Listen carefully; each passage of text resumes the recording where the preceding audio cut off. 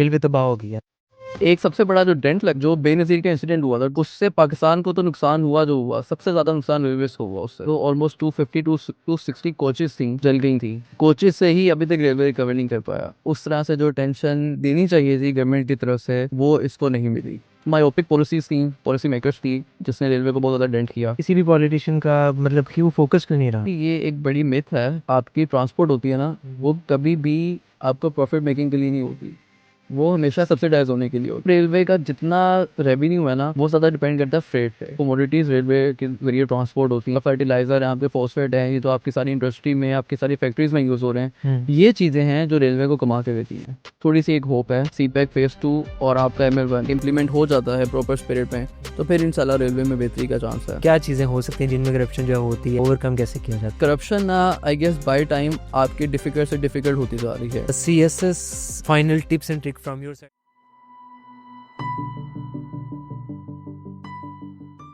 Assalamualaikum everyone, welcome to Muffled Minds, find your clarity. I'm your host Khawer. Viewers, हम सब ने कभी ना कभी कम्पिटिटिव एग्ज़ाम्स का सुना होगा। पाकिस्तान में CSS का जो नाम है वो एक रिस्पेक्ट से जो है वो लिया जाता है। CSS यानी सेंट्रल सुपीरियर सर्विसेज। ये एक पाकिस्तान का टॉप प्रेस्टिजियस और कम्पिटिटिव एग्ज़ाम है जिससे फेडरल पब्लिक सर्विस कमीशन जो है वो कंडक्ट करती है हर साल। जो इसे क्लियर करता है उसे पाकिस्तान के टॉप एडमिनिस्ट्रेटर और लीडरशिप रोल जो हैं वो प्रोवाइड किए जाते हैं। CSS का रियल सफ़र जो है वो कैसा होता है और उसके बाद पब्लिक सर्विस में आपको सक्सेस कैसे मिलती है, आज की एपिसोड में हम इन चीज़ों के अराउंड जो है वो डिस्कशन जो है वो करेंगे। And for that reason we have someone who has done CSS and serving currently in Pakistan Railways. Please welcome mister Moiz Haider. अस्सलाम वालेकुम मोइज़, कैसे हैं आप? वालेकुम सलाम, thank you so much for having me खबर। Thank you so much for giving us some time. And we have some signature question for you. What are you according to you, and where you from? What are you, ये एक बड़ा difficult सा सवाल है। शुरू करते हैं लाहौर से। मेरा जो पैदाइश है लाहौर में हुई। I was born and raised in Lahore. Matric मेरा मैंने किया था सेंट्रल मॉडल स्कूल से। उसके बाद वही जो जर्नी होता है जब आप करते हो FSC, उसके बाद आपको बताते हैं जी मेडिकल करना है, बायो रखनी है, इंजीनियरिंग करनी है। इंजीनियरिंग वाली साइड का कभी भी मुझे शौक नहीं था क्योंकि मैथ्स मुझे कभी पसंद नहीं रहा, तो मैंने फिर बायो ही प्रेफर की। उसके बाद मैंने अपनी ग्रेजुएशन की मेडिकल रेडियोलॉजी में फातिमा मेडिकल कॉलेज से। तो देन फिर मेरा जो माइंड था वो CSS की तरफ था। ग्रेजुएशन के दरमियान ही मेरा माइंड हो गया था इस तरफ, क्योंकि मेरे जो पेरेंट्स थे दोनों, मैं फादर एंड मदर दोनों जो थे वो गवर्नमेंट सर्वेंट थे। तो इस हवाले से जो गवर्नमेंट सर्वेंट होते हैं तो उनकी सबसे बड़ी ख्वाहिश ये होती है कि उनका एपिटोम जो होता है ना सर्विस का, वो ये होता है कि उनकी औलाद CSS कर ले। तो मेरे से मेरी दो बड़ी बहनें हैं, तो उन्होंने उन पर भी ट्राई की, लेकिन उनके डिफरेंट पाथ थे। एक लेक्चरर रही, एक डॉक्टर रही। तो फिर मेरा उनका था कि मैं CSS करूं, तो बस उनका एक ड्रीम था जो परसू करना था। तो इस हवाले से फिर ये मेरा एक छोटा सा जर्नी था। So it was not your decision, we can say, या मतलब आपकी डिसीजन भी थी, आपका भी थोड़ा सा इंटरेस्ट था इस साइड पे? हाँ, आप कह सकते हैं इंटरेस्ट था जब ऐसा ऐसा, क्योंकि ज़ाहिर है एक एज के बाद ही आपको जो आगे ना एक्सपोजर शुरू होता है इसका। तो फिर आप आगे चीज़ों को देखते हैं कि क्या सर्विस की नेचर है और इसके क्या प्रोज एंड कॉन्स हैं। तो जब आप वो वैल्यू करने लगते हैं तो फिर आपका इंटरेस्ट खुद ब खुद बिल्ड होने लग जाता है इसकी तरफ। सही सही। So what was the biggest challenge like while preparing for the CSS? Biggest challenge तो मैं कहूँगा कि आपकी प्रिपरेशन की जो सारी जर्नी है ना वो खुद ही इन इटसेल्फ एक बहुत बड़ा चैलेंज होती है।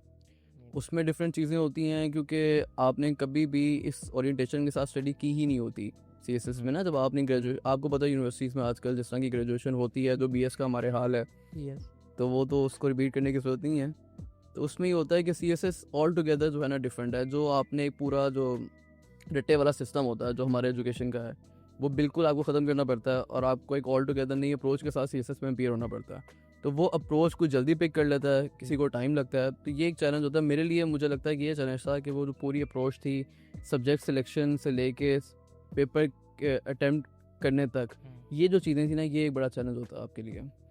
हाँ, मैंने सुना कई लोगों की तो पूरी की पूरी जवानी जो है वो इसमें गुजर जाती है, लाइक अटेम्प्ट्स देने में ही हाँ, सालों लग जाते हैं। कई लोग 3-4 मंथ्स में जो है क्लियर कर लेते हैं। ऐसा ही है, ऐसा ही। अच्छा, ये जो लोग 3-4 महीनों में क्लियर करते हैं ना, इसमें भी पीछे कोई ना कोई जर्नी, बैक जर्नी होती है उनकी। हाँ, कोई मतलब उनको एक्सपोजर इस तरह का मिला होता है जो वो लाइक ग्रेजुएशन से ही उनका माइंड होता है कि हमने CSS करना है। उनकी फैमिली में कोई इस तरह का ब्यूरोक्रेट होता है, उनके फादर या कोई भी, तो उन लोगों के लिए 3-4 महीने में करना पॉसिबल है, लेकिन एक ले मैन के लिए कि जिसका कोई फैमिली बैकग्राउंड नहीं है, जिसकी ग्रेजुएशन में भी जिसको ऐसा सच एक्सपोजर नहीं है, उसके लिए 3-4 महीने में करना मुश्किल है, अनलेस के बहुत बड़ा कोई वो जो है ना। हाँ, जिस तरह अभी आप बता रहे हैं लाइक कोई फैमिली में जिन्होंने ऑलरेडी CSS जो है वो किया हुआ है, तो एक ग्रूमिंग जो है वो I believe time to time जो है ना उनकी चलती रहती होगी, एंड देन उनका mindset again just like ISSB की अगर हम बात करें तो उसमें भी आई बिलीव कि यही माइंडसेट है, जिनके फादर जो हैं वो ऑलरेडी आर्मी में हैं। मतलब ये नहीं कि वो आर्मी में हैं इस वजह से है, बट ये कि बचपन से लेके उनका माइंडसेट ही ये है, लाइक एटिकेट से लेके सोचना, ठीक है, डिसीजन मेकिंग जो है वो बचपन से उनकी बिल्ड हो रही होती है बच्चों की, एंड देन जब वो अटेम्प्ट करते हैं ISSB की वो क्लियर कर जाते हैं। बिल्कुल तो यहाँ पे आई बिलीव सेम ही है। बिल्कुल ऐसा दोनों में ही है। तो अगर हम थोड़ा सा एग्जाम्स वाली बात करें तो like is it worth it? मैंने सुना है कि आउट ऑफ 102 जो कैंडिडेट्स हैं ना वो सिलेक्ट होते हैं। बिल्कुल। तो ये वाकई वर्थ इट है भी या नहीं? अच्छा, वर्थ इट तो देखें सब्जेक्टिव ओपिनियन होती है हर किसी की, कुछ लोग करके भी छोड़ देते हैं, ठीक है, CSS। yes, मेरे माइंड में अभी भी एग्जांपल्स आ रहे हैं, कुछ एक्टर्स बन गए। हाँ एग्जैक्टली कुछ तो ये डिपेंड करता है कि आप लाइफ से क्या चाह रहे हैं। वर्थ इट की जहाँ तक बात है तो मुझे लगता है बड़ा सब्जेक्टिव एक ये मैटर है, हर किसी का अपना एक पर्सनल ओपिनियन है इसके ऊपर। कुछ लोग करके छोड़ जाते हैं CSS और कुछ जो है उसको परसू करते हैं, उनका एक पूरा इसको कैरियर ही इसमें बनाते हैं, लाइफ लॉन्ग कैरियर। तो अगर आप मेरे से पूछें तो मुझे तो लगता है वर्थ इट है। पाकिस्तान जैसे कंट्री में अगर आप रहते हैं तो मुझे नहीं लगता CSS से बेहतर सबसे अच्छी ऑप्शन है आपके पास सर्विस करने के लिए, अनलेस कि आप कोई ऑटोप्रेन्योर है, आपके पास अपना बिजनेस है और तब अगर आप स्टैब्लिश हैं और आप अच्छा पैसे कमा रहे हैं, फिर तो आप ऑल टुगेदर एक अलग लीग में हैं पाकिस्तान में। लेकिन अगर आप एक थोड़ा मीडियोकर फैमिली से बैकग्राउंड से बिलोंग करते हैं, या आप थोड़ा सा एक अच्छी रिस्पेक्टेबल सोशल रिकग्निशन भी चाह रहे हैं, रिस्पेक्टेबल अर्निंग भी चाह रहे हैं, तो वो CSS आपको ये सारी चीज़ें प्रोवाइड करता है। सही। चलें इसकी डिटेल में हम थोड़ी देर बाद जो है वो आएंगे, लाइक माइंडसेट क्या होता है जो CSS करने जा रहा है। हम थोड़ा सा प्रिपरेशन वाली साइड पे अगर हम आते हैं तो ये कम्पिटिटिव, इसको मोस्ट आप कह लें कि कम्पिटिटिव एग्जाम्स क्यों कहा जाता है CSS को? अच्छा, इसके लिए मैं आपको अपने टाइम की एग्जांपल देता हूँ कि मैंने क्लियर किया था 2022 में। 22 में और इट्स बीन 3 इयर्स राइट? हाँ एग्जैक्टली। तो और मेरी एलोकेशन जो हुई थी बेसिकली CSS 2022 था, उसका रिजल्ट वगैरह आते आते 23 हो गया था। तो मेरे साथ तकरीबन जब मैंने पेपर दिए थे ऑलमोस्ट 18,000 बच्चे थे जो एग्ज़ाम में अपीयर हुए थे, और उनमें से 390 समथिंग पास होते हैं, ठीक, और 390 में से 220 या 230 होते हैं जो फाइनल एलोकेशन होती है इनकी। और इसमें से पंजाब जो है ना, पंजाब में अगर आप, हमारा वही कहा जाता है कि पंजाब में अगर आप मर्द हैं, मुसलमान हैं, तो आपके लिए वैसे ही जो है ना कंपटीशन बहुत ज़्यादा मुश्किल हो जाता है, क्योंकि पंजाब में होता है कोटा सिस्टम है, आपको पता होगा, क्योंकि FPSC है, पूरे उसने चारों प्रोविंसेस को लेके चलना है। तो पंजाब में 50 to 60% बच्चे ऐसे होते हैं जो CSS पास भी कर लेते हैं, मतलब वो 12 के 12 एग्जाम्स जो हैं वो पास कर लेते हैं, लेकिन इन दी एंड उनको एलोकेशन नहीं मिलती, उनको सीट नहीं मिलती। स्पेशली पंजाब में ही ज़्यादा है, और प्रोविंसेस में है लेकिन बहुत कम रेशो है, ये 1-2 होते हैं, इससे ज़्यादा नहीं होते। KP में होते हैं 1-2, आई बिलीव सिंध में तो कोई भी नहीं होता, सारी पास हो जाते हैं, एलोकेट भी हो जाते हैं। पंजाब में ये एक बहुत बड़ा डिलेमा है कि इतना बच्चे, लाइक देखें ना, अगर आप 12 बच्चे पास कर लेते हैं इतनी तैयारी के साथ, और आपने इंटरव्यू भी दे दिया, तो आप अपने माइंड में आधे अफसर तो बन गए हैं ना। हाँ, और आपके घर वाले भी आपको आधा अफसर समझने लग जाते हैं। ऐसे ही फिर वो एक बड़ा सेटबैक है अगर आपको पता लगे कि आप अब जो है ना आपको सीट नहीं मिली, और अब ऑल टुगेदर आपने 0 से दोबारा स्टार्ट करना है अगले अटेम्प्ट के लिए। तो ये कंपटीशन है, यहाँ पे फिर वो वर्थ इट वाली भी बात आती है कि आप उनसे पूछेंगे उनके ऊपर क्या गुजरती है कि जो इतना टाइम लगाते हैं और वो फिर नहीं पास हो पाते। तो इस sorry for cutting out, like मैंने ISS भी दिया था एक बार, and I got obviously not recommended वाला, रीज़न तो नहीं बताते वो उसमें, खैर। तो उसमें अगर एलोकेशन नहीं होती आपकी ना, तो आई बिलीव आपके पास 6 months या 1 year का एक टाइम होता है, उसके दरमियान में अगर कोई सीट अवेलेबल होती है तो आपकी एलोकेशन जो है ना वो हो जाती है। तो यहाँ पे भी वैसा सीन है? नहीं, यहाँ पे ऐसा कोई सीन नहीं। यहाँ पे अगर आपकी एलोकेशन नहीं हुई एक बार, तो आपको ऑल टुगेदर वो स्टेज से दोबारा स्टार्ट करना पड़ेगा, आपको दोबारा जो है वो सारी प्रिपरेशन एंड देन दोबारा आपको अपीयर होना पड़ेगा, और आपकी अटेम्प्ट भी वो कंज्यूम हो जाएगी, क्योंकि आपको अच्छा, अगर हम अटेम्प्ट्स की बात करें तो कितनी अटेम्प्ट्स हैं वो? 3 अटेम्प्ट्स होती हैं, और 30 इयर्स आपकी एज लिमिट होती है। ओके, 30 इयर्स तक 3 अटेम्प्ट्स आप कंज्यूम कर लो तो कर लो, अदरवाइज हाँ, अदरवाइज नहीं।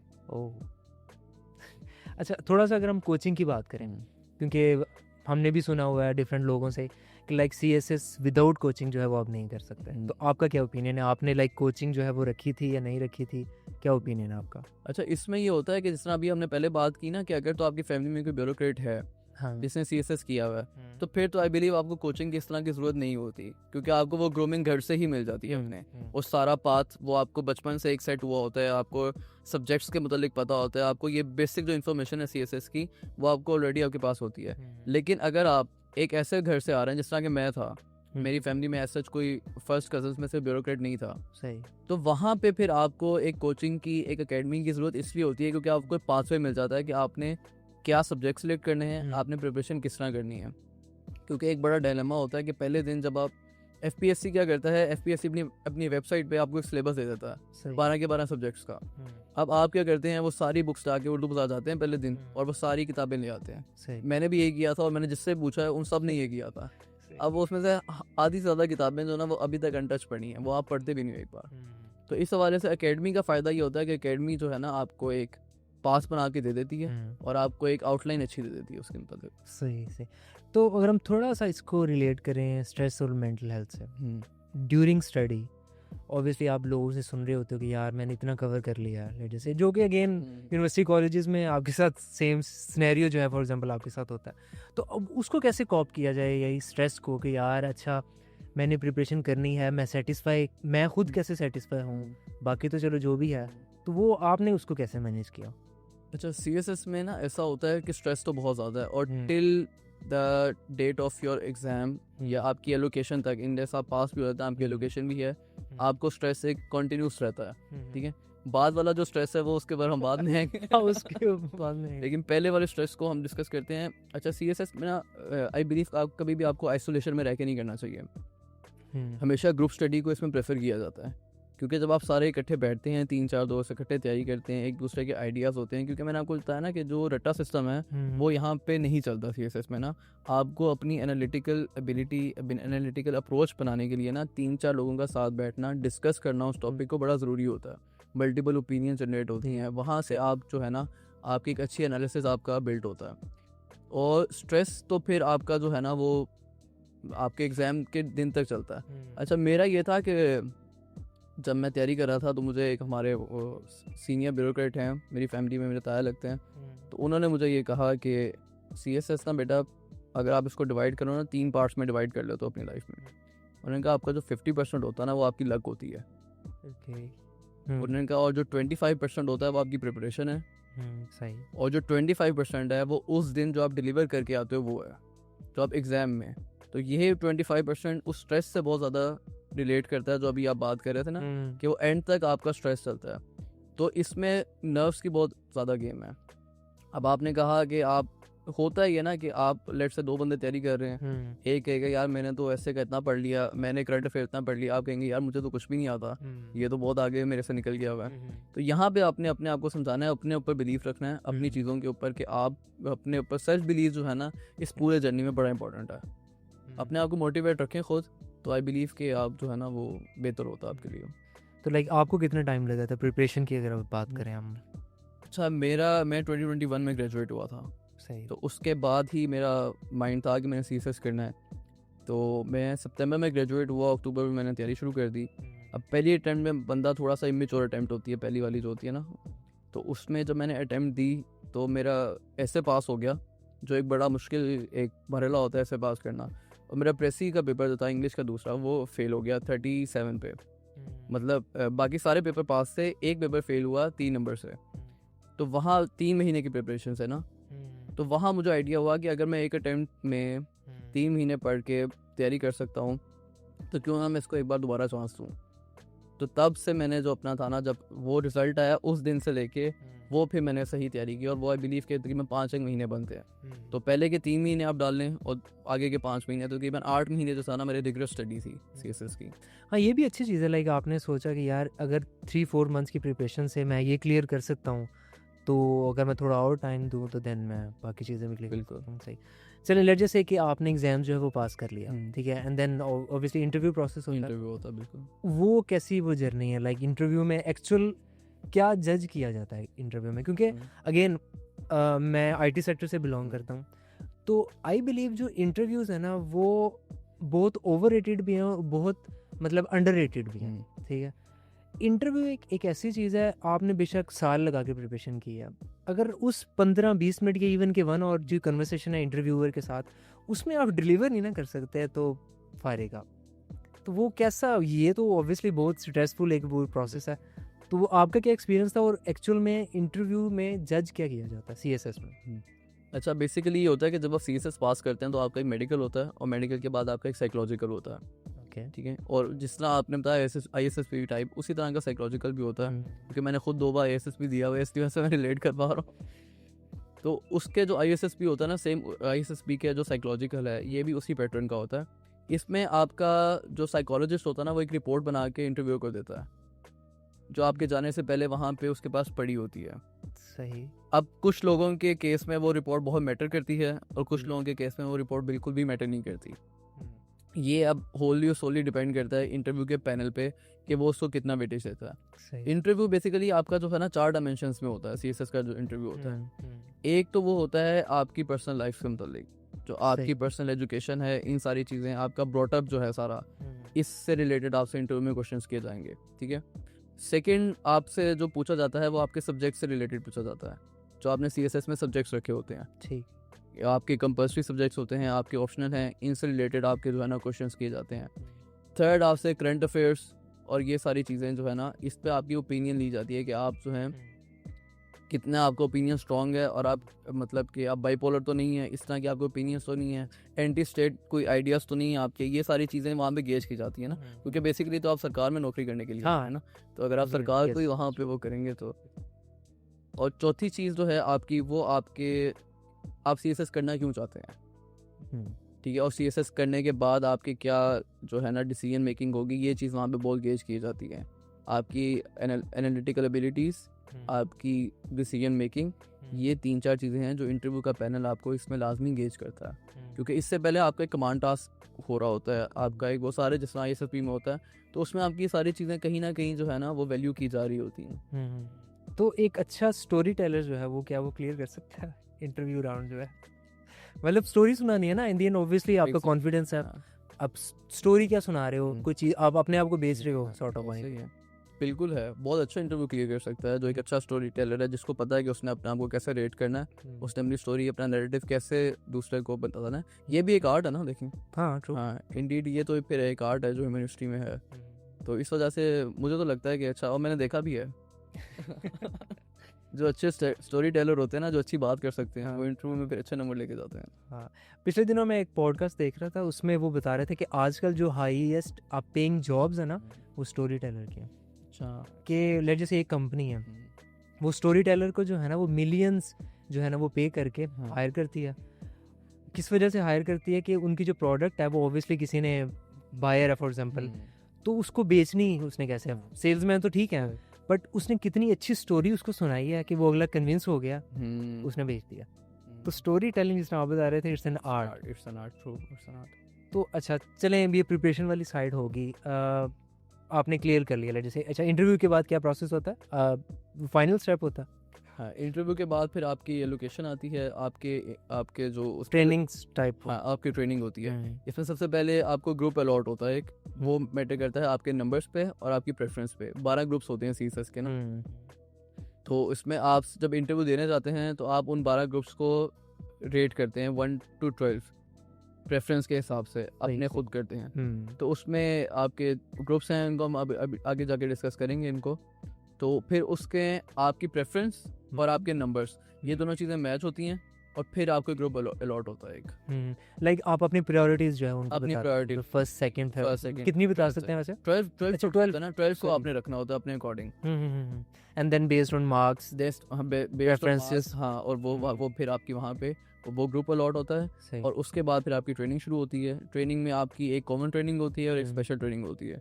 कॉमन ट्रेनिंग में ये होता है कि आपका जो पूरा बैच होता है, जो 220 230 का होता है, जिसमें सारे ग्रुप्स के जो हैं प्रोबेशनर्स होते हैं, उनकी इकट्ठी ट्रेनिंग होती है सिविल सर्विस एकेडमी में। वो 6 to 8 मंथ्स वो ट्रेनिंग चलती है।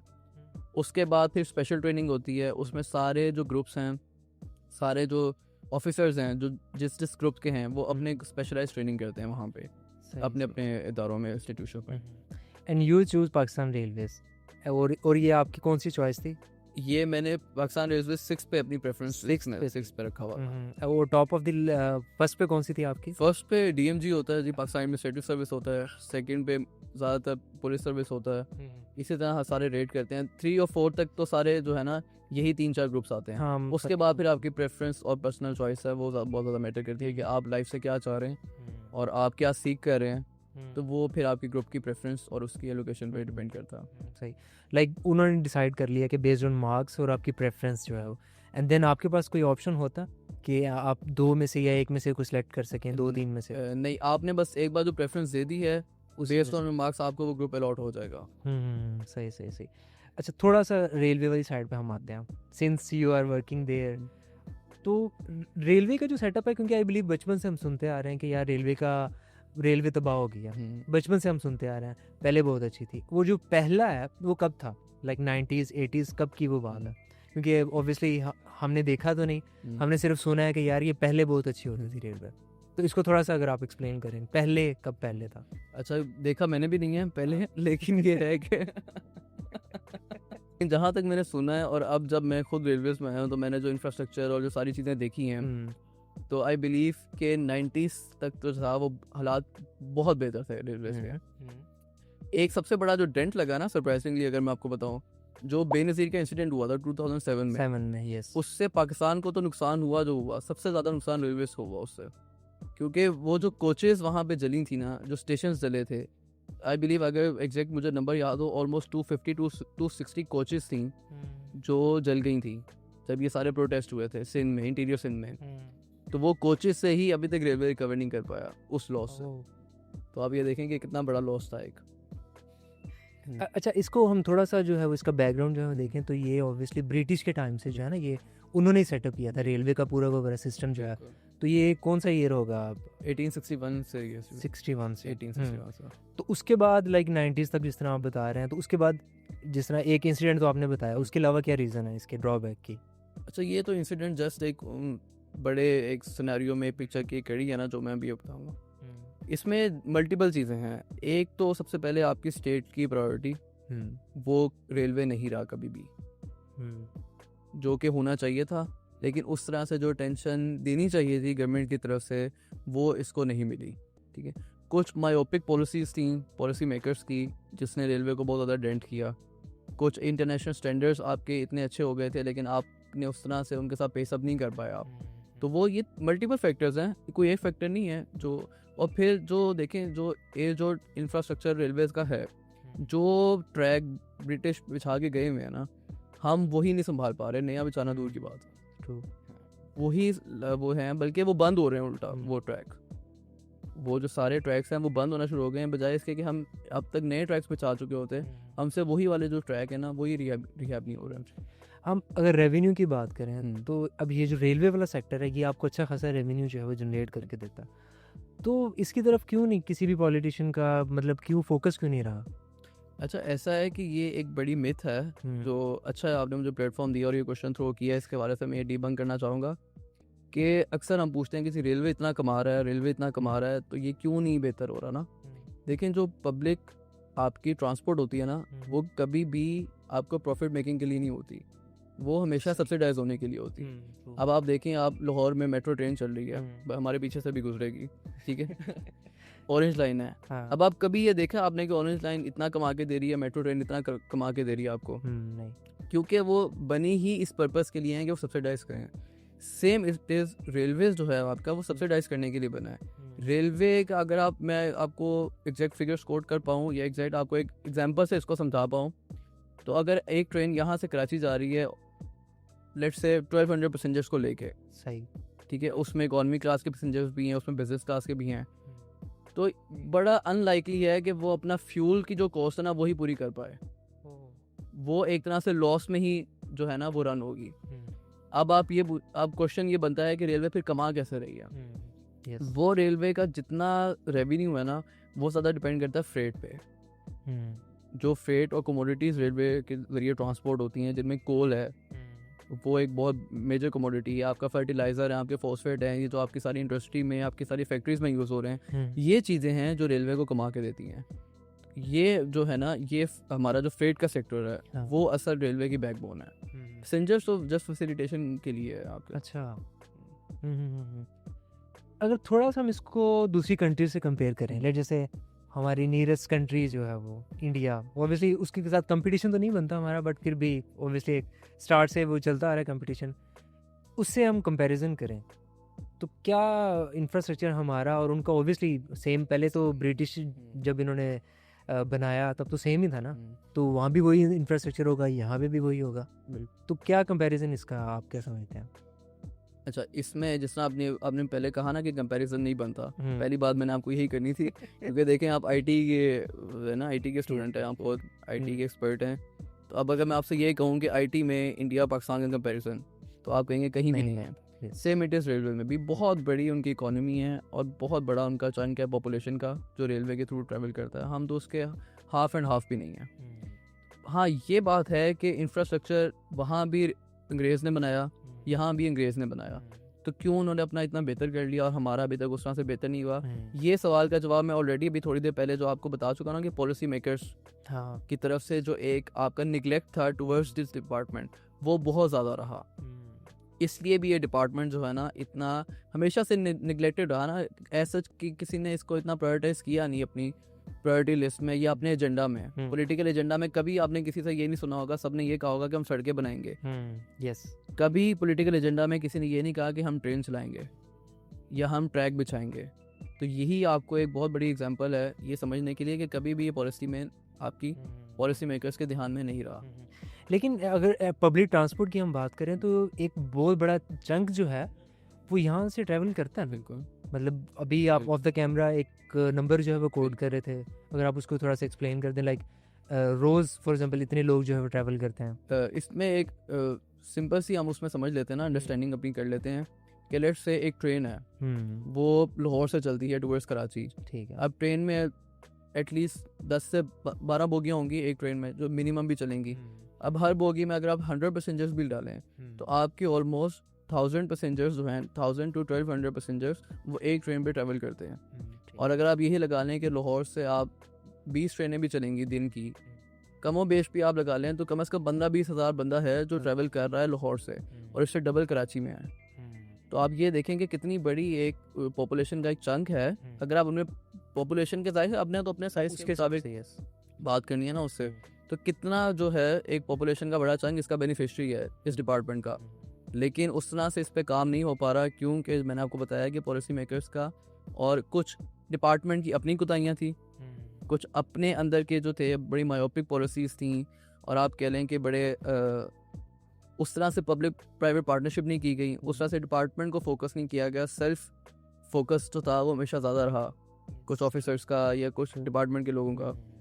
तो अभी कोई पॉलिसीज़ वगैरह जो हैं वो बन रही हैं इसके अराउंड, इसके इंफ्रास्ट्रक्चर को बेहतर करने के लिए, आप कह सकते हैं? अब तो काफ़ी ज़्यादा जो है ना पॉलिसी शिफ्ट आया है टुवर्ड्स रेलवे। एक जो पॉलिसी है आप कहने जो एक प्लान है वो सीपेक फेज़ 2 के नाम से, उसमें ML1 का प्रोजेक्ट है।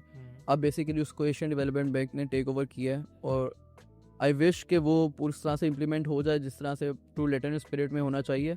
वो होता है तो फिर वो एक रेलवे को जो है ना एक बूम और एक जो बेसिकली रिजुविनेशन का एक जो प्रोसेस था ना रेलवे का, वो एक ये थोड़ी सी एक होप है कि ये सीपेक फेज़ 2 और आपका ML1 ये अगर तो अपनी आप कह लें कि इम्प्लीमेंट हो जाता है प्रॉपर स्पिरिट में, तो फिर इंशाल्लाह रेलवे में बेहतरी का चांस है। और जैसा कि अभी आपने देखा होगा कि नई ट्रेन चल रही हैं, नए रेक चल रहे हैं, तो वो एक जो है ना बेहतरी है।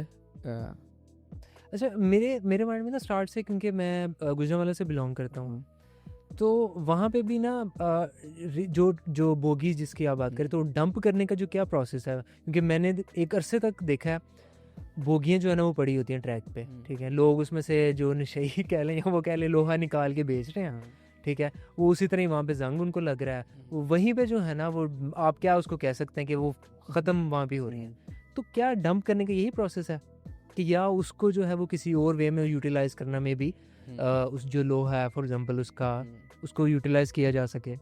अच्छा, ये एक बड़ा इंपॉर्टेंट क्वेश्चन है और अच्छा भी है इस हवाले से कि मैंने बड़े लोगों ने मुझसे भी ये सवाल पूछा कि हम जाते हैं लाहौर, तो वहाँ पे ताहद्दे निगाह जो है ना हमें बोगियाँ खड़ी नज़र आती हैं। हाँ। अच्छा, वो एक कहते होते हैं ना कि लोहा मिट्टी बन जाता है, लोहा मिट्टी में तब्दील हो जाता है। ये मैं अपनी आंखों से लाहौर के रेलवे स्टेशन पे होते हुए देखा है। मतलब आधी बोगी जो है वो लोहे की खड़ी हुई है और आधी वो मिट्टी बन गई हुई है। बोगियों के दरमियान से दरख्त निकल आए हैं। इसमें बेसिकली हम इस स्टॉक को कहते हैं कंडम स्टॉक, जो हमारा कंडेम हुआ होता है। ठीक है, अब ये जो हमारे पास स्टॉक है, ये वो स्टॉक है जो वैसे तो रनिंग पोजीशन में इस काबिल नहीं है कि वो ट्रैक के साथ लग सके या ट्रेन के साथ जो है अपना रनिंग पोजीशन में आ सके। अब यहाँ पे ये वाली बात है कि हमारे पास कोई ऐसा मैकेनिज्म नहीं है कि हम इसको प्रॉपर्ली डिस्पोज ऑफ कर सकें। होना ये चाहिए कि हम इसको मोल्ड करें, इसको फैक्ट्री में भेजें और इसका कोई और प्रोडक्ट बना के या इसी को जो है ना हम कह रहे हैं रिफर्ब करके दोबारा ट्रेन के साथ अटैच करना है। लेकिन इतनी सोफिस्टिकेटेड टेक्नोलॉजी नहीं है एक तो हमारे पास। ठीक है, हो रहा है टू सम एक्सटेंट, लेकिन अभी जब मैं रिसेंट अगर फिगर कोट कर पाऊँ तो ऑलमोस्ट हमारे पास 1300 to 1400 ऑल ओवर पाकिस्तान ऐसी बोगियाँ हैं जो कंडम खड़ी हुई हैं। तो इस हवाले से पॉलिसी मेकर्स का अच्छा ये इसमें ये है ना कि अब होना ये चाहिए कि आप उनको या तो स्क्रैप के थ्रू, इसके लिए स्क्रैप भी आप मेरे साथ स्क्रैप कहने के होंगे कि आप स्क्रैप के थ्रू उनको सेल आउट कर दें।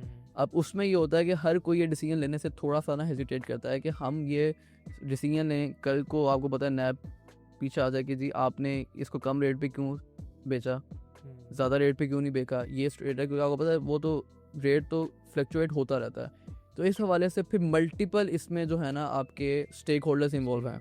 तो जहाँ जितने ज़्यादा स्टेक होल्डर हों वहाँ पे एक डिसीजन करना उतना ही ज़्यादा जो है वो टफ हो जाता है। But again in the and आपको प्रॉफिट ही होगा ना। लेट जैसे आप स्क्रैप में बेचते हो, कुछ भी आप करते हो, वही प्रॉफिट जो है वो आप इसके अंदर ऐड कर लो।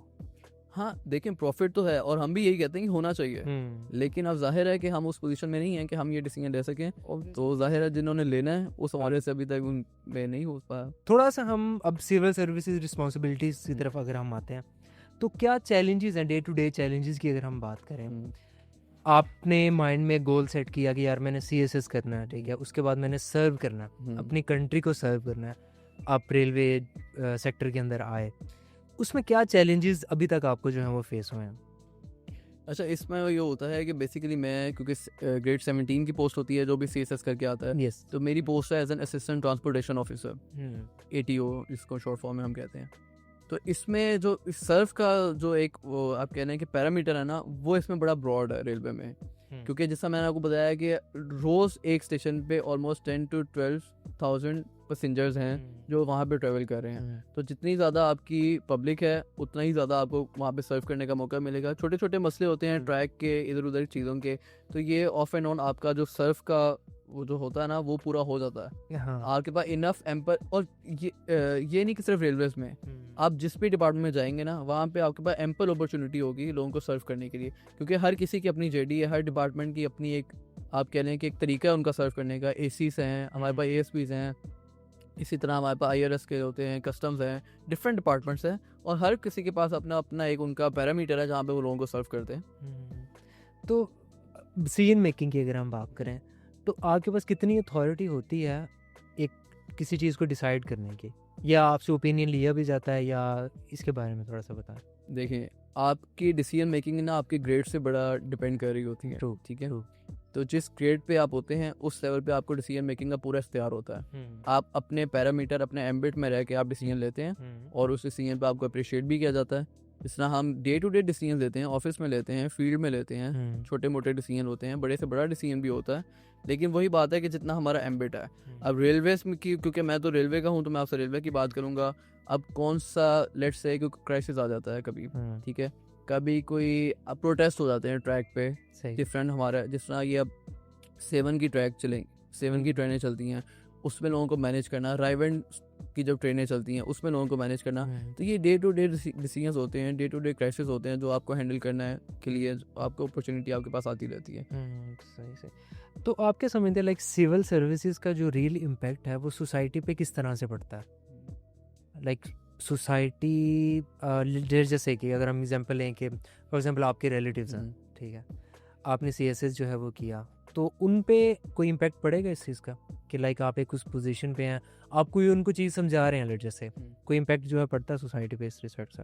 अच्छा, इसमें ये मुझे लगता है कि इम्पैक्ट जो है ना पड़ता तो है नो डाउट, लेकिन बड़ा ही शॉर्ट लिविंग इम्पैक्ट होता है। उससे ज़्यादा आपकी पर्सनैलिटी के ऊपर ये चीज़ जो है ना आ जाती है। मतलब आप किसी को कब तक इम्प्रेस कर पाएंगे अनलेस कि आपके पास ऐसा कोई चीज़ है नहीं इम्प्रेस करने के लिए उसको, ठीक है। आप किसी को एक बार बताएंगे कि जी आप फ़लाने एसी हैं, आप फ़लाने CSP ऑफिसर हैं, वो एक बार सुनेगा, 2 बार सुनेगा, तीसरी बार नहीं सुनेगा, ठीक है। तो डिपेंड करता है इम्पैक्ट की कि आप वैल्यू क्या प्रोवाइड कर रहे हैं उनको। अगर आप वैल्यू को, और ये एज एन रिलेटिव्स में नहीं, ये बाहर भी आप इवन के अगर आप किसी लेमैन से मिलेंगे ना तो उसके साथ को कोई फ़र्क नहीं पड़ेगा, आप जो भी हैं। फ़र्क तब पड़ना शुरू होगा जब उसके लिए ये मैटर करेगा कि आप उसको वैल्यू क्या प्रोवाइड कर रहे हैं। मैं अगर एज एन ऑफिसर रेलवे में ट्रैवल कर रहा हूँ तो कोई जो आम पैसेंजर है मैं उसी के बराबर हूँ अनलेस कि मैं उसको कोई वैल्यू प्रोवाइड करके दूँ, वहाँ पे मैं उसके लिए कोई बेहतरी कर सकूँ, वहाँ पे उसका कोई मसला है मैं वो सॉल्व कर सकूँ। तो सेम आप रिलेटिव्स में भी कर लें अगर, तो आप उनके मसले सॉल्व कर पा रहे हैं तो फिर आपकी सोशल रिकग्निशन भी है। चलें, अगर हम अपनी डिस्कशन को थोड़ा सा रीडायरेक्ट करें करप्शन वाली साइड पर, तो रेलवे बाकी सेक्टर तो ऑब्वियस क्योंकि आप रेलवे को रिप्रेजेंट कर रहे हैं, उसमें करप्शंस वगैरह और क्या चीज़ें हो सकती हैं जिनमें करप्शन जो होती है, एंड देन उसको कैसे जो है वो हैंडल किया जाता है, ओवरकम कैसे किया जाता है उसको? अच्छा, करप्शन ना आई गेस बाय टाइम आपकी डिफ़िकल्ट से डिफ़िकल्ट होती जा रही है, क्योंकि एक तो आपके अकाउंटेबिलिटी जो मेजर्स हैं वो बड़े स्ट्रॉन्ग हो गए हैं। दूसरा, अब एक और जो फिनोमिना रिसेंट टाइम्स में है ना, वो है सोशल अकाउंटेबिलिटी आपकी, जो आपके सोशल मीडिया के थ्रू आपकी अकाउंटेबिलिटी होती है। तो उससे आई बिलीव कि करप्शन जो है ना काफ़ी हद तक कर्टेल हो गई है, कि देखिए हर बंदे के पास फ़ोन है। अगर आप करप्शन करना भी चाहें तो आपकी एक वीडियो, और आपको पता है सोशल मीडिया पे आजकल वैसे ही जो है ना लोग इंतज़ार में बैठे होते हैं कि उनको थोड़े से भी कोई कंट्रोवर्सी मिले तो वो उसको जो है वो उछालें। तो इस हवाले से करप्शन के एवेन्यूज़ तो आपको मुझे लगता है कि काफ़ी हद तक ना यहाँ से कर्ब हो चुके हैं इन 2 प्रोसेस के थ्रू। और एज इन जहाँ ये रेलवे स्पेसिफिक बात है तो करप्शन, देखिए करप्शन हर जगह होती है। करप्शन दुनिया का कोई मुल्क ऐसा नहीं है जहाँ करप्शन नहीं होती। तो अगर मैं ये कहूँ कि नहीं रेलवे में बिल्कुल करप्शन नहीं होती या पाकिस्तान में बिल्कुल करप्शन नहीं होती, तो ये एक बड़ा जो है ना ये यूटोपियन स्टेटमेंट होगी। करप्शन हर जगह होती है। डिपेंड ये करता है कि आप डिलीवर क्या कर रहे हैं उस करप्शन के साथ, आप उससे पब्लिक को क्या यूटिलिटी प्रोवाइड कर पा रहे हैं, आप वो जो पर्पस सर्व कर पा रहे हैं। अब देखें ना, अमेरिका है, आपको लगता है अमेरिका में करप्शन नहीं होती? दुनिया में सबसे ज़्यादा करप्शन होती है, लेकिन वहाँ क्यों करप्शन के ऊपर कोई बात नहीं करता? क्योंकि वहाँ के लोगों के पास बेसिक राइट्स हैं। उनको इस चीज़ से इतना फ़र्क नहीं पड़ता क्योंकि उनकी जो लाइफ की ज़रूरियात हैं वो पूरी हो रही हैं। यहाँ पे क्योंकि लोगों के पास बेसिक राइट्स नहीं है, इस हवाले से जो दूसरों के पास राइट्स हैं ना वो उनको चुभ रहे हैं। तो अगर आप लोगों को यही बेसिक राइट्स उनके देना शुरू कर दें तो आई बिलीव उनको करप्शन इतना मैटर नहीं करेगी। ट्रू। चलें, थोड़ा सा हम अपनी डिस्कशन को वाइंड अप जो है वो करते हैं। CSS final tips and trick from your side, since जो अभी एग्जाम्स हैं वो आने वाले हैं I believe in a week और 2 में भी, तो आपकी साइड से कोई tips and tricks for the candidates who are appearing? अच्छा, इसमें क्योंकि अभी इनका रिटर्न का है एग्ज़ाम पहले, तो रिटर्न में मैं तो यही कहूँगा कि सबसे पहले जो मैंने बात शुरू की थी कि बिलीव इन योरसेल्फ, अपना देखें, किसी दूसरे का पेपर ना देखें, किसी और को। या अक्सर होता ही है कि पेपर में कुछ बच्चों की आदत होती है ना एक्स्ट्रा शीट। अब वो क्या करते हैं कि जब हम साथ देखते हैं कि हम तो अभी आधी शीट लिखी थी, वो एक्स्ट्रा शीट मांग रहा है। तो इस वजह अपने ऊपर बिलीव रखें और अपनी रिटर्न प्रैक्टिस जो आपने की है, रिटर्न प्रैक्टिस आखिरी दिन तक अपनी जारी रखें, क्योंकि ये सारा काम आपने लिखने का है आपका। आप अब जितना आपने पढ़ना था वो आपने पढ़ चुके हैं आप, अब इससे ज़्यादा आपने पढ़ना नहीं। अब जो आपने पढ़ा है उसको रिटेन करने की कोशिश करें और रिटर्न प्रैक्टिस जो है अपनी मैक्सिमम रखें, क्योंकि इन दी एंड आपको रिटर्न प्रैक्टिस ही जो है ना वही मैक्सिमम आपको एडवांटेज देती है CSS में। तो मैं एक जो है वो कोई वीडियो देख रहा था, उसमें वो बता रहे थे जो इंग्लिश है ना वो ऑलमोस्ट कह लूँगा 60 to 70% जो है ना वो इम्पैक्ट जो है वो डालती है आपके पूरे CSS में। मुझे तो लगता है इससे भी ज़्यादा डालती है, ऑलमोस्ट 80 to 90% इंग्लिश आपका इम्पैक्ट डालती है, क्योंकि देखें इंग्लिश ऐसे जो है वही 80 to 90% स्टूडेंट्स का फेल होता है, जो मेन सब्जेक्ट है आपका, और वो टेस्ट ही आपकी इंग्लिश का है। उसमें लोग आपको ये कहेंगे कि उसमें करंट अफेयर्स पढ़ लें, आप ये नहीं, इंग्लिश ऐसे का जो उसका करंट अफेयर्स का अगर उसमें टेस्ट लेना होता ना तो वो आपको अलहदा से करंट अफेयर्स का 100 नंबर का पेपर ना देता, जो वो या पाकिस्तान अफेयर्स का पेपर ना देता। वो आपका एनालिसिस उसने वहाँ चेक करना है। इंग्लिश ऐसे जस्ट आपका इंग्लिश का टेस्ट है, और अगर आपकी इंग्लिश थोड़ी सी भी जो है ना उसमें मसला है, सेंटेंस करेक्शन नहीं है, ये देखेंगे ये बेसिक चीज़ें हैं, प्रेपोजिशन, सेंटेंस करेक्शन, कोहेरेंस, ये सारी चीज़ें वो हैं जो बेसिक हैं। और अगर आपको ये नहीं आ रही तो इट मीन्स कि आप इंग्लिश ऐसे में भी उस तरह से पास नहीं कर पाएंगे। तो इंग्लिश बहुत बड़ा फैक्टर है और इसी वजह से बहुत ज़्यादा लोग फेल होते हैं, क्योंकि देखिए हमारी नेशनल लैंग्वेज नहीं है, एक बहुत बड़ा बैरियर रहा है। बहुत बड़ा हमारा मसला ये कि हम सोचते उर्दू में हैं और लिखते इंग्लिश में। यस ट्रू, ये सबसे बड़ा फैक्टर है। जब आप इंग्लिश बोल रहे हो यस, आप सोच के बोलोगे, हाँ एग्जैक्टली, पहले उर्दू एंड देन उसको हाँ। ट्रांसलेट करोगे रन Yes. टाइम पे, तो ये सबसे बड़ा। Yes. तो जो फॉर एग्जांपल जिस तरह करंट अफेयर्स की हमने बात जो है वो की, सबसे बड़ा सोर्स क्या है कि उसको मतलब कि मेमोराइज आप कह लें या उसको पढ़ने का, डिजिटल या दूसरा फॉर एग्जांपल जो न्यूज़पेपर हमारे होते हैं वो? अच्छा, मैं तो ये जो फिजिकल न्यूज़पेपर है ना इसके सब खिलाफ हूँ।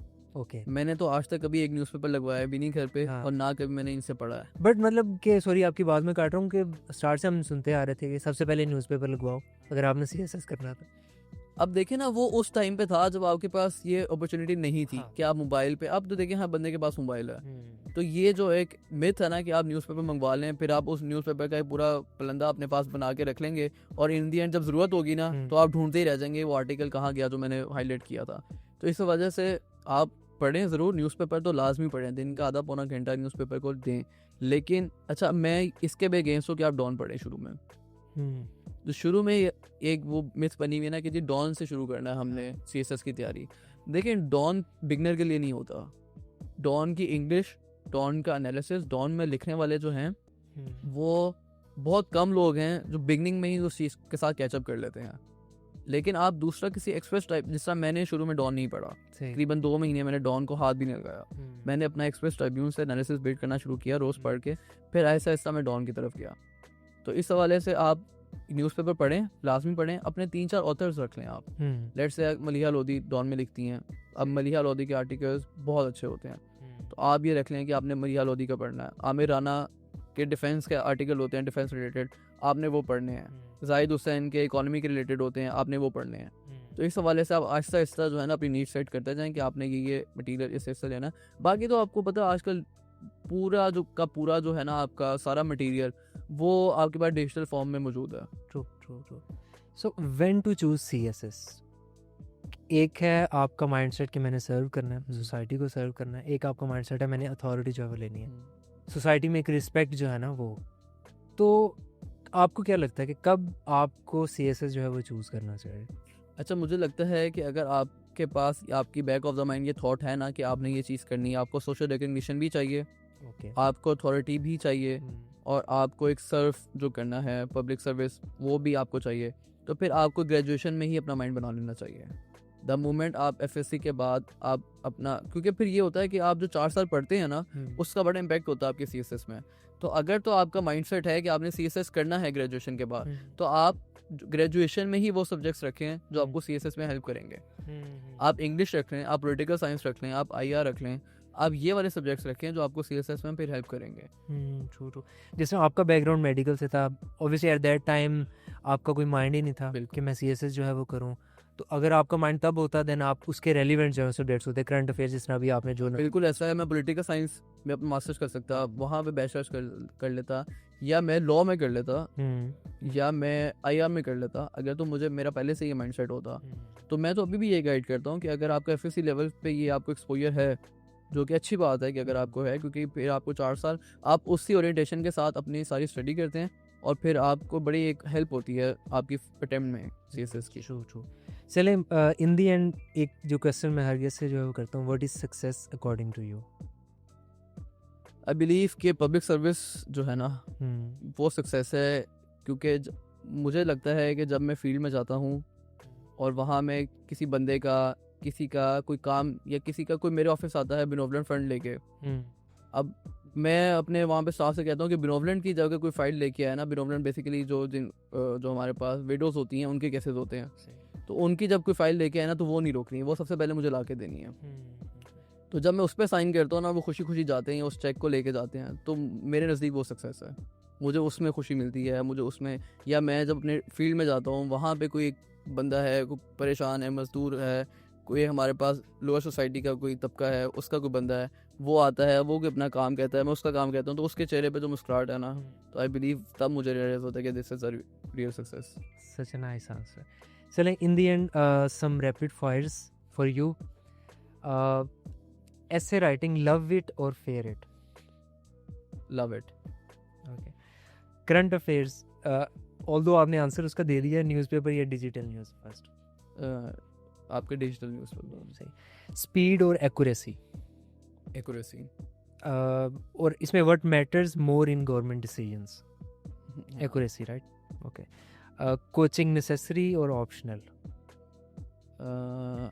I guess optional. ऑप्शनल, सही। अर्ली मॉर्निंग स्टडी और late night? Early morning work for me. But आजकल जो है वो बहुत आज मुश्किल का है। ये अच्छा, इंटरव्यू पैनल फ्रेंडली और intimidating? Both. Okay.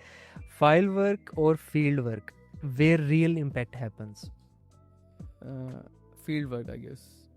But although decision making तो फाइल वाली फाइल में ही भी होती है, दोनों के डिफरेंट अपॉर्चुनिटीज हैं, दोनों के अपने अपने जो है ना वो क्राइटेरिया है, सच बोथ ही होता है। लेकिन आई गेस फील्ड में क्योंकि आप ग्राउंड लेवल पे होते हैं तो आप ज़्यादा जो है ना इम्पैक्ट फॉर स्विफ्ट जो रिस्पॉन्स है ना वो आप दे सकते हैं वहाँ पे। सही सही। पॉलिसी मैटर्स मोर और इम्प्लीमेंटेशन, आई गेस ये सेम वही हो गया, बट इम्प्लीमेंटेशन आई बिलीव है। ए बैड लॉ और bad execution which damages society more? Sorry, a bad law और bad decision which damages society more? Bad decision, bad law और bad execution, I believe. हाँ bad law, bad. Big policies or small grassroots changes which improves Pakistan faster? Small grassroot changes. Pakistan's biggest governance problem, corruption, capacity or mindset? I guess corruption. Corruption. Civil servants can change Pakistan, realistic or idealistic? Realistic. If you could change one thing in Pakistan's system today, what would it be? Colonial mindset. चलें, in the end आपके लिए एक fish jar question. So what is the weirdest self-care ritual you have ever tried? यार I believe CSS की तैयारी में मैंने कोई मेडिटेशन की कोशिश की थी, हाँ, जो बड़ी बुरी तरह से एक मैंने देखा था उसमें कि आप दीवार की तरफ जो है ना वो अपना मुंह करके बैठ जाएं और आप अपनी लाइटें शाइटें सारी बंद कर दें, और मुझसे हुआ नहीं था कुछ। मैंने ट्राई किया 2-3 घंटे। चलें, thank you so much Moiz भाई for giving us some time, thank you और thank you so much viewers for staying with अस।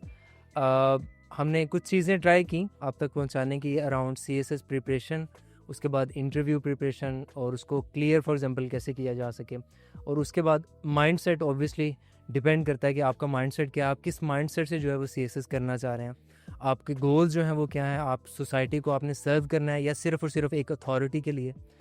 तो वो सबसे पहले आपको जो है ना आपके माइंड में वो चीज़ क्लियर होनी चाहिए। If you haven't subscribe, please do subscribe, like and share, and thank you so much. See you in next episode. Allah Hafiz.